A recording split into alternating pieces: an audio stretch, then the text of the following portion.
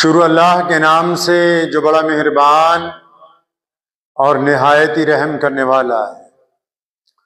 तमाम हज़रात दुरूद शरीफ पढ़ लें। अल्लाहुम्मा सल्ली अला मुहम्मद व अला आलि मुहम्मद कमा सल्लैता अला इब्राहीम व अला आलि इब्राहीम इन्नका हमीदुम मजीद।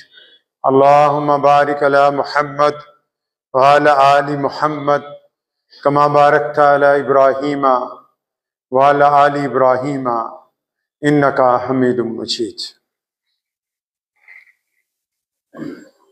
अल्लाह ताला के प्यारे नबी जनाब मोहम्मद सल्लल्लाहु ताला अलैहि वसल्लम ने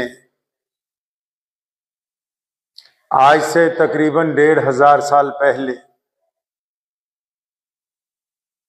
कायनात में जब लोगों को जीने के रंग और ढंग अता फरमाए तो उसमें तौहीद और रिसालत के साथ जो सबसे अहम बात नबी अलैहिस्सलातु वस्सलाम ने तालीम फरमाई वो माशरे में औरत की इज्जत थी, बेटियों का एहतराम था।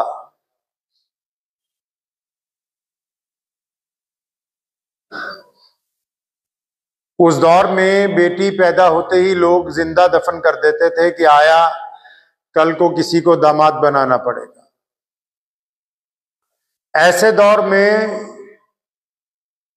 जब लोग औरत को बाजार में फरोख्त करने की एक चीज समझते थे, नबी अलैहिस्सलातु वस्सलाम ने ना सिर्फ बेटी को इज्जत दी बल्कि उसे अल्लाह की रहमत बताया। अबू कतादा रज़ियल्लाहु ताला अन्हु रिवायत करते हैं एक जगह कि नबी अलैहिस्सलातु वस्सलाम एक दिन नफिल पढ़ने के लिए मस्जिद नबवी में तशरीफ लाए तो आप अलैहिस्सलातु वस्सलाम की नवासी हजरत ज़ैनब रज़ियल्लाहु ताला अन्हा की छोटी बेटी हजरत उमामा बिनते ज़ैनब वो नबी अलैहिस्सलातु वस्सलाम के साथ थी।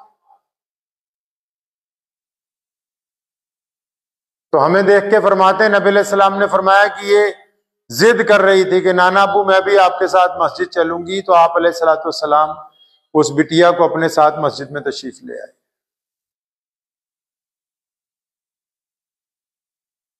प्यारे पैगंबर अलैहिस्सलातु वस्सलाम तशरीफ फरमा है मस्जिद नबवी में। तो एक सहाबी हज़रत सासा बिनते नाजिया रज़ियल्लाहु ताला अन्हु जब ईमान कबूल करने के लिए तशरीफ लाए तो उन्होंने अर्ज की या रसूलुल्लाह सल्लल्लाहु अलैहि वसल्लम अगर दौरे जहालत में कुछ नेकियां की हों तो क्या उनका भी सवाब मिलेगा, क्या उनका भी अजर मिलेगा? नबी अलैहिस्सलाम ने पूछा क्या नेकी की दौरे जहालत में? तो सहाबी रसूल सल्लल्लाहु अलैहि वसल्लम ने फरमाया या रसूलुल्लाह सल्लल्लाहु अलैहि वसल्लम मैं एक दिन अचानक मेरे 2 ऊंट जो है वो चरते चरते कहीं गुम हो गए तो मैं अपनी एक सवारी पर सवार होकर उन्हें तलाशता हुआ चला गया तो देखा आगे कबीले में वो मौजूद हैं दोनों ऊंट। तो फरमाते हैं कि मैं उस कबीले के सरदार के पास गया तो मैंने कहा ये मेरे ऊंट आ गए आपके पास। तो उसने कहा ठीक है कोई बात नहीं आप ले जाएं। तो फरमाते हैं इतने में एक बच्चे के रोने की आवाज आई। तो सरदार ने बैठे बैठे कबीले के जो चौधरी थे उसने आवाज मार के पूछा कि बेटा पैदा हुआ है कि बेटी पैदा हुई है?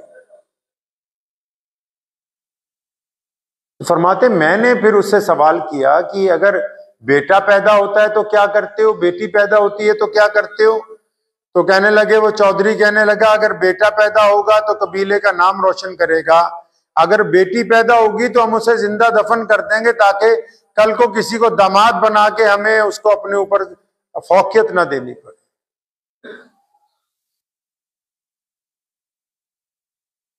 तो साहबी फरमाते नबी अलैहिस्सलाम से या रसूलल्लाह मुझे ये सुन के बड़ा रंज हुआ।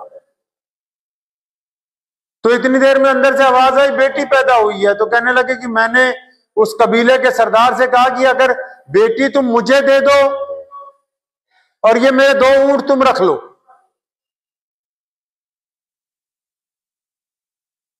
तो कहने लगा वो सौदेबाजी पे आ गया, कहने लगा दो नहीं है, जिस तीसरे पर तू सवार होके आया है ये भी देना पड़ेगा, तब मैं ये बेटी तुझे दूंगा।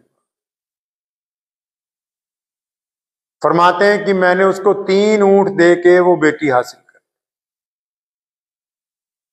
और कहें या रसूलुल्लाह सल्लल्लाहु अलैहि वसल्लम, फिर मुझे चस्का लग गया इस नेकी का, फिर मैंने अपने गुलाम दौड़ाए, पता करवाया कि कौन कौन सा कबीला ऐसा है जो बेटियों को पैदा होते ही जिंदा दफन कर देता है। और कहते हैं या रसूलुल्लाह सल्लल्लाहु अलैहि वसल्लम, अब मेरी हवेली में 300 बेटियां हैं, हर एक बेटी मैंने 3 ऊंट के इवज ली हैं, अब मेरी हवेली में 300 बेटियां पल रही हैं।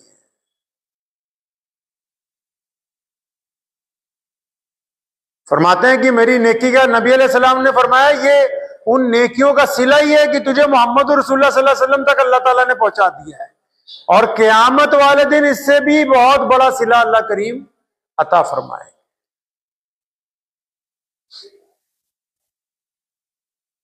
बेटी का एहतराम, बेटी की इज्जत, औरत का एहतराम दुनिया में शुरू से एक बहुत बड़ा मसला रहा, जिसे दीन इस्लाम ने बड़ी खूबी के साथ हल किया। इस्लाम ने जिन रिश्तों को देख के दिल में ख्वाहिश पैदा होती है कि मैं इनसे ताल्लुक पैदा करूं, जिना का इरादा होता है, इस्लाम ने उन रिश्तों को पर्दे का हुक्म दे दिया, उन रिश्तों में निकाह को जायज करार दे दिया कि बदकिरदारी की ना सोचो, निकाह की बात करो। आज हमारे मुल्क में सबसे बड़ा जो खतरा बेटियों को है वो कोई बाहर से आने वाले लोगों से नहीं है जो दूसरे मुल्कों से आ रहे हैं यहां घूमने के लिए। हमारे ही घरों में ऐसे नौजवान पैदा हुए, हमारे ही घरों में ऐसे लोग हैं जो कि औरत के दुश्मन हैं, औरत के ऊपर गंदी निगाह रखते हैं, जिनका माशरा गंदा है, जिनकी माओ ने उनको कभी बदकिरदारी से रोकने की हिम्मत नहीं दिखाई और उनकी उल्टा हौसला अफजाई की है। और ये वही लोग हैं जो अपनी बीवियों के ऊपर, अपने घरों पर, अपने मोहल्ले में दूसरों की बहन बेटियों के ऊपर जुल्म करते हैं, वो लोग हैं।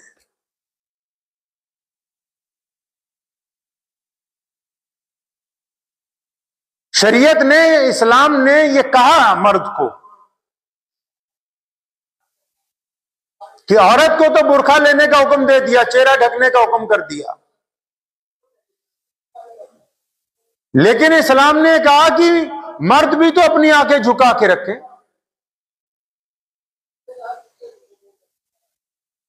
शरीयत ने हमें यह सबक सिखाया कि आप दूसरे की बेटी का एहतराम करने वाले हो, इज्जत करने वाले हो। इतना बंदा हवस का शिकार हो जाए कि वो दिन में अगर 50 औरतें उसके सामने से गुजरे तो हर एक से वो बदकिरदारी का इरादा करे, तो उससे बदतरीन इंसान जो है वो दूसरा कोई नहीं हो सकता। और जो अपने घरों में भी अपनी बेटियों की, अपनी बीवी की, अपनी मां की, अपनी बहन का एहतराम ना करते हो जो लोग, आपको हैरत की बात मैं बताता हूं, दुनिया में जितने मजहब हैं उनकी जो दस्तूरी किताबें, उसमें किसी में तलाक का जिक्र नहीं, तलाक का कोई जिक्र नहीं। कुरान पाक वाहिद किताब है जिसमें तलाक का जिक्र आया। गरचे अल्लाह को नापसंद है लेकिन फिर भी तलाक का जिक्र किया। क्यों किया? बाकी लोग ये समझते हैं कि अगर शादी हो गई तो बस अब मौत तक का बंधन बन गया है। इस्लाम ये कहता है कि शादी करने वाले गलती भी कर सकते हैं, रिश्ता जोड़ने वाले गलती भी कर सकते हैं। अगर गलती से कोई बेटी कहीं पर फंस गई है, कोई बेटा कहीं पर फंस गया है, कोई गलत रिश्ता हो गया है, अब उसकी सारी जिंदगी खराब करने की बजाय उनकी अलैदगी कर दी जाए ताकि वो दोनों नए सिरे से अलग जगह पर अपनी नई जिंदगी का आगाज कर सके। गरचे नापसंद है उसके बावजूद भी तलाक को रहमत के जुमरे के अंदर रखा गया। अब पता है कि फलां का बेटा बहुत बदमाश है, अय्याश है, अब बेटी किसी की फंस गई है वहां पर, क्या करें? मार दें उसको? क्या करें? वो जला दें?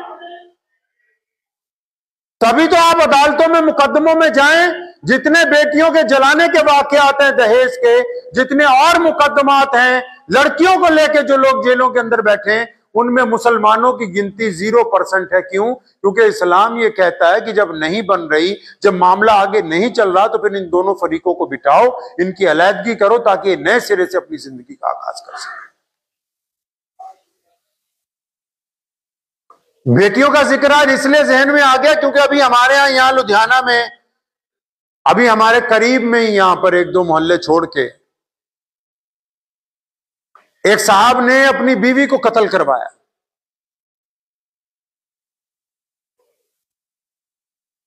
उस कत्ल नू देख के याद आ गया कि भाई इस्लाम ने उन्हां लोगों के लिए तलाक रखी कि भाई अगर थोड़ी जिंदगी चंगी नहीं गुजरती, कोई अलहदा हो जाओ। किसी नू मारन दी की जरूरत है? किसी नू जिंदगी किसी दी खत्म करन दी की जरूरत है? लेकिन नहीं, ये दरिंदे जेड़े ने साडे ही समाज दे विच, साडे ही लोकां च मौजूद है। सारी दुनिया रौला पा रही है भी तियां दी इज्जत करो, तियां दी इज्जत करो। आज पोस्टर लगे बाल विवाह नहीं होना चाहिए, ये नहीं होना चाहिए, लेकिन जेड़े दरिंदे पैदा हो रहे हो तो इत्थे ही अपने घरां च हो रहे हैं। जेड़े मावा बेटियां का कत्ल करते हो तो अपने घरां च ही जम रहे, कोई बाहरों डिपोर्ट होके नहीं आ रहे, अमेरिका तो, पाकिस्तान तो, जर्मन तो नहीं आ रहे थे। जिन्हां दे मां बाप ने अपनी औलाद नू धी दी इज्जत करनी सिखाई ही नहीं, वो दूसरे दी धी दी जान लैके ओदा खात्मा करके अपनी जिंदगी जिहड़ी अच्छी करना चाहते।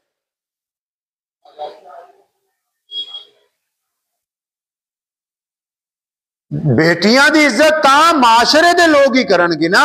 मुहल्ले च जेड़े लोग है, परिवार च जेड़े लोग है, दोस्तां च जेड़े लोग है, उन्होंने धी भैणां दी इज्जत करनी है ना। जब इन्हां च दरिंदे जम पे, इन्हां च गंदी निगाह वाले लोग जम पे, इन्हां च बेईमान लोग जम पे, जिन्हां कोई समझांदा नहीं है, 4-4 5-5 यार खड़े होके दूजे दी धी भैणां दे उत्ते गंदी निगाह पांदे ने। ते अगर कोई इन्हां दी धी भैण दे उत्ते गंदी निगाह पाए, फिर उस तो बाद इन्हां दा नजरिया बदल जाता है। ते इसलिए सब तो पहला इस गंदे माशरे नूं दुरुस्त करन दी। इस्लाम ने तो जिंदा बेटी नूं दफन करन तो रोकिया, लेकिन अज तुसीं अखबार चक्को, अगर स्वेटर का इश्तिहार है तां भी नंगी औरत है, एक माचिस की डब्बी वेचनी है उहदे उत्ते भी औरत की फोटो है, आइसक्रीम बेचनी है तां भी औरत की फोटो, कपड़े की मशीन बेचनी है तां भी औरत की फोटो, कार बेचनी है तां भी नंगियां औरतां उत्ते खड़ियां कर रहे, फुटबॉल खेलना है तां भी नंगियां औरतां। ते औरत नूं इज्जत कौन दे रहा है? ये अंग्रेज दे रहे ने, यूरोप औरत नूं इज्जत दे रहा है, या धर्म के लोग औरत नूं इज्जत दे रहे हैं? ये ना कमलियां नूं किदन समझ आएगा कि औरत नूं इज्जत से रहा है, वो सिर्फ मजहब दे रहा है और कोई लोग नहीं दे रहे। वो तो औरत नूं प्रोफेशनल तौर के उत्ते इस्तेमाल कर रहे।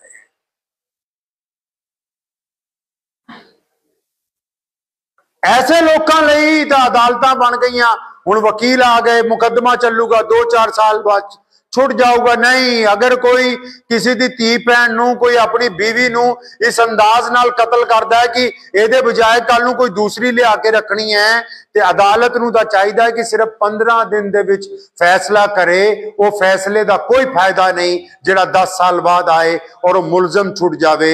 उसी फैसले दा फायदा है जिहड़ा ऑन दी स्पॉट होवे, जिहड़ा 15 दिन दे विच फैसला आए, गवाह आए और फांसी दी सजा दित्ती जावे, तां उस मुकदमे दा फायदा है, ताकि किसी होर दी आने वाली बेटी जिहड़ी है उन्होंने कोई कत्ल करन दी साजिश ना कर सके। आपको समझाता हूं, इस्लाम ने मजबूत निजाम बनाया है। लोग कहते रहे कि चचा की बेटी से, मामा की बेटी से निकाह कर लेते हो। अरे तुम कजन, ब्रदर, सिस्टर अय्याशी करने के लिए तैयार हो। अगर किसी से अय्याशी का इरादा हो सकता है तो उससे निकाह जायज है।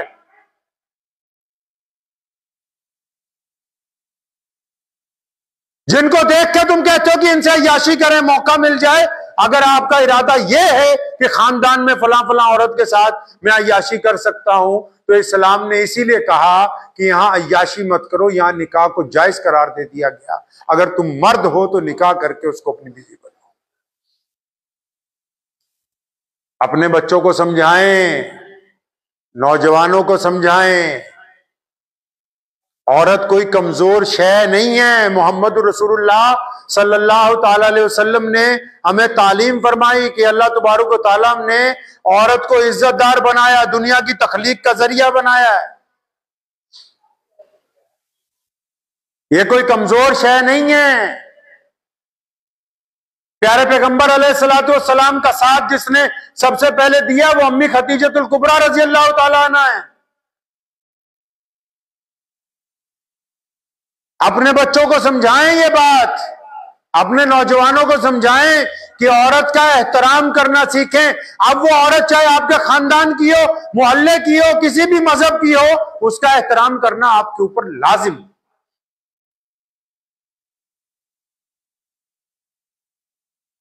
ये आज इसी मौजू पे इसीलिए गुफ्तगू हुई क्योंकि हमारे यहाँ ये जो कत्ल हुआ अभी, उस मर्द ने किसी और औरत के साथ इश्क किया और इश्क करने के बाद फिर सोचा कि अभी ये जो मेरी जवान बीवी है ये तो अभी मर तो नहीं जाएगी, उसको कहीं खाना खिलाने के लिए ले गया, वहां चंद बदमाशों से सौदेबाजी की और फिर उसको इतनी बुरी तरह कत्ल किया कि अगर आप उसके जनाजे को देख लें तो आपकी रूह कांप जाए। क्या कोई दरिंदा भी इस तरह किसी जानवर को नहीं मारता है? तो मैं ये समझता हूं ये दरिंदे समाज में ही है, हमारे बीच में, हमारे ही अंदर हैं, चाहे वो किसी भी मजहब से ताल्लुक रखते हो। अगर इन दरिंदों को सबक सिखाना है तो जो दरिंदा पकड़ा जाए उसको कम से कम फांसी की सजा सरे बाजार दी जाए, ताकि फिर दूसरों को यह सबक हासिल हो सके कि किसी की बेटी के साथ जो है वो दरिंदगी नहीं है। बेटी बेटी होती है, ये बात भी याद रखना। आप मुसलमान हैं, बेटी चाहे हिंदू की हो, सिख की हो, ईसाई की हो, दलित की हो, जैनी की हो, बोधी की हो, बेटी बेटी होती है बस। मोहम्मद रसूलुल्लाह सल्लल्लाहु अलैहि वसल्लम ने फरमाया बेटी बेटी होती है, चाहे अपनी हो चाहे दुश्मन की हो। बेटियों का एहतराम करना लाजिम है। आपकी बीवी भी किसी की बेटी है, आपकी मां भी किसी की बेटी है, बेटी का एहतराम लाजिम है। तो इस बात को ज़हन नशीन कर लीजिए कि अपनी नस्लों को यह समझानी है बात। अगर मियां बीवी की नहीं बनती, आप इकट्ठे नहीं रहना चाहते, पंचायत बुलाइए, मुकदमा कीजिए, बड़े लोगों को बुलाइए, आपस में बैठिए, नहीं सुलह होती, बात नहीं बनती, अलहदगी इख्तियार कीजिए, लेकिन किसी की जिंदगी का खात्मा करने की साजिश ना कीजिए। दुआ कीजिए, वक्त भी हो गया। अल्लाह करीम मुझे भी और आप सबको भी इसके ऊपर अमल करने की तौफीक अता फरमाए। व आखिर दावाना अनिल हम्दुलिल्लाह।